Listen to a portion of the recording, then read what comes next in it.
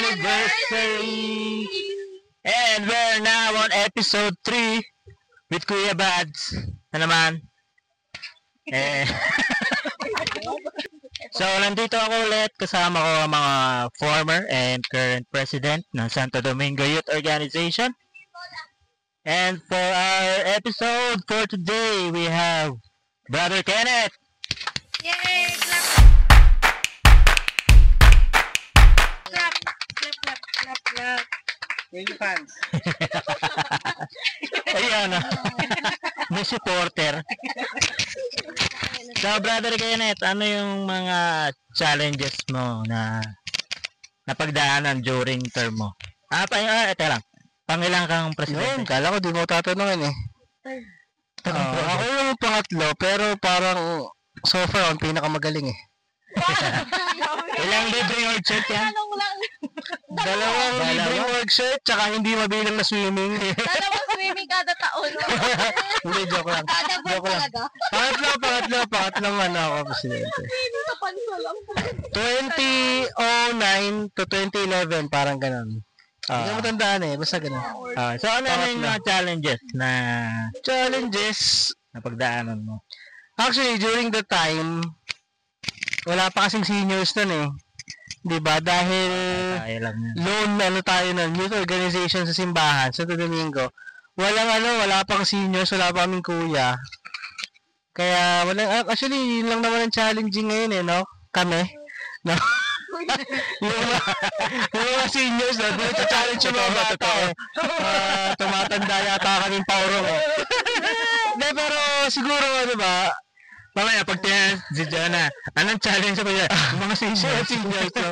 tumatanda paurong. Ang dami suggestion. Pero hindi ko na maiisip eh. Alam mo kung anong challenge? Pero for sure, marami. Kaya lang, siguro, Isa?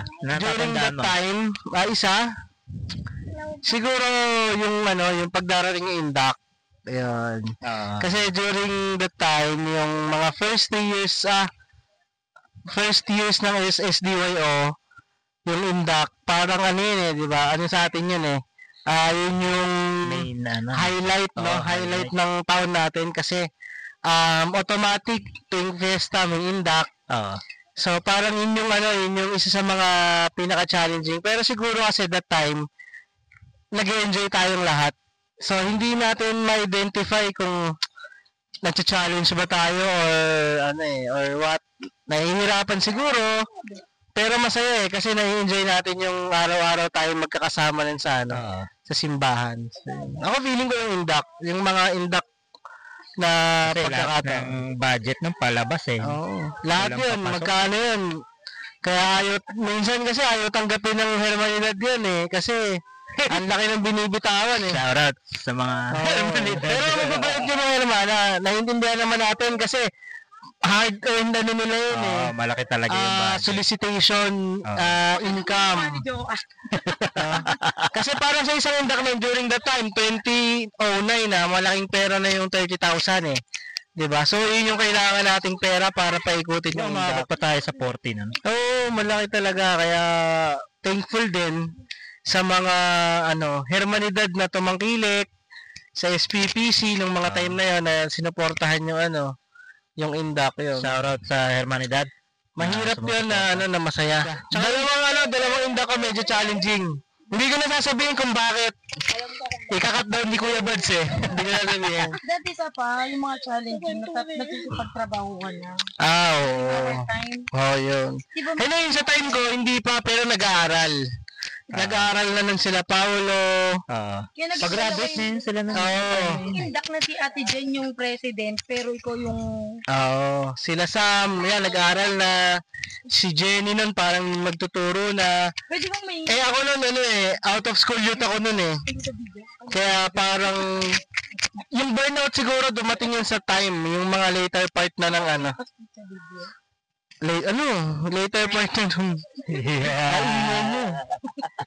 Yung siguro yung parang, yung burnout na sinasabi, siguro mga later part ng time ko. Kasi nawala na yung mga sabay ko nun eh. Which leads me to the next question. Dumating ka ba sa point na, na burnout ka na, parang ayaw mo na? Parang drop mo lahat doon sa moment na yun. Kasi pagod ka na. Hindi naman ganyan. Hindi naman, siguro may mga time lang na nababad trip yon, pero hindi ko masasabing burnout kasi masaya ako nung mga time na yun eh. Siguro dumadating yung point na nababad trip ka sa mga tao kasi nangyari, yun nga, yung mga officers ko noon nagsisipag-aral.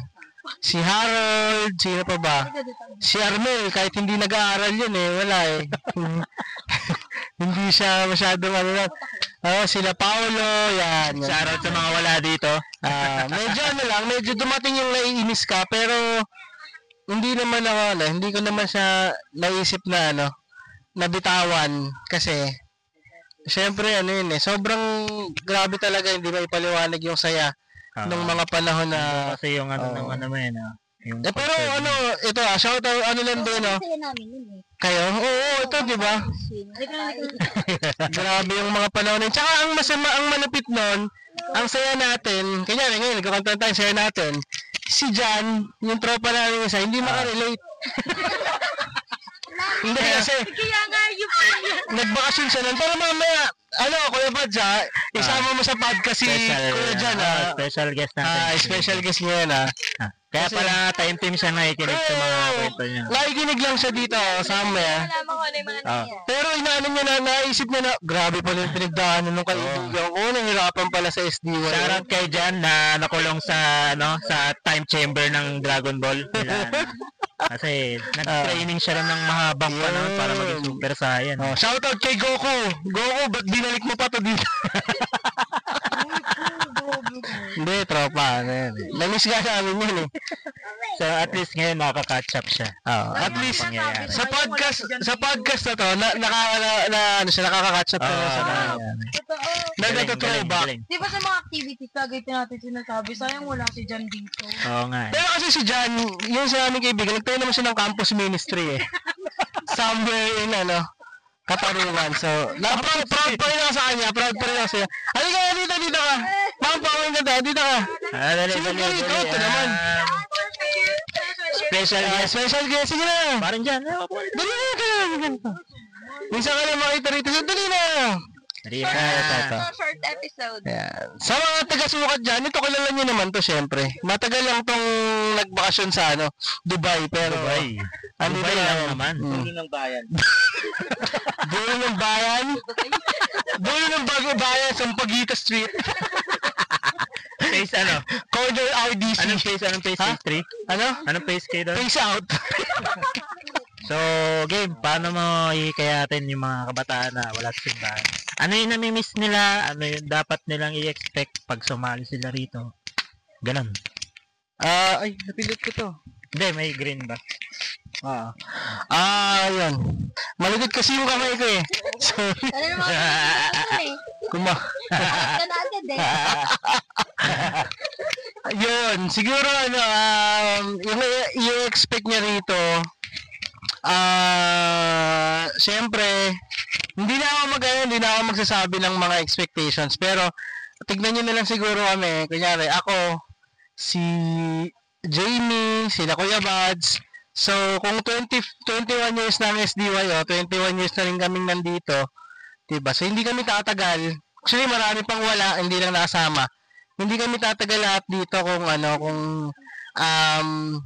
walang mabuti, masaya na pangyayari dito sa organisasyon na to. No, tsaka talagang sa simbahan, hindi lang shout out. hindi ka lang dito matututo ng yung mga pang spiritual spiritual life, hindi lang ganon. Magkakaroon ka rin na maraming connection, so may teacher, pag magpapatutorial ka. May IT. May malapit ng maging abogado. Soon. May may tatato kung gusto mong di ba, artist. Tattoo artist / chef. Tattoo artist, chef, portrait, lahat pwede nyo pagawa dito. Ano pa ba? Naglililok din to. Ano yung lilok sa English? Sculpture. Yan, di ba? Nag-aaral din yan. Lahat kayang gawin nito, artist to. Kung gusto nyo ng artista, pwede rin. Diba? Sa mga sa SDY, lalawak yung connections nyo. Tapos, yun, basta masaya. Maraming expect dito. Kung ayaw sumali, di wag. Binalagbag bigla. Hindi, joke lang. Siyempre kakanta si Batong yun ay. So, ayan, maraming salamat Brother Kenneth sa pagbabahagi and Brother John bilang special guest. Oo. Pero may mga tanong ka pa dyan, di ba? Sa susunod na, no? Sa susunod na episode. Yun, ayun, doon ako excited. Abangan natin kung anong... Tanungin natin ang buhay ni John John kasama ang nag-iisang senator Laila de Lima. Charot. Junel. Joke lang. Hindi, cut mo yun. Okay. Siya. Outro mo na. Kita-kits sa next episode. And we're out.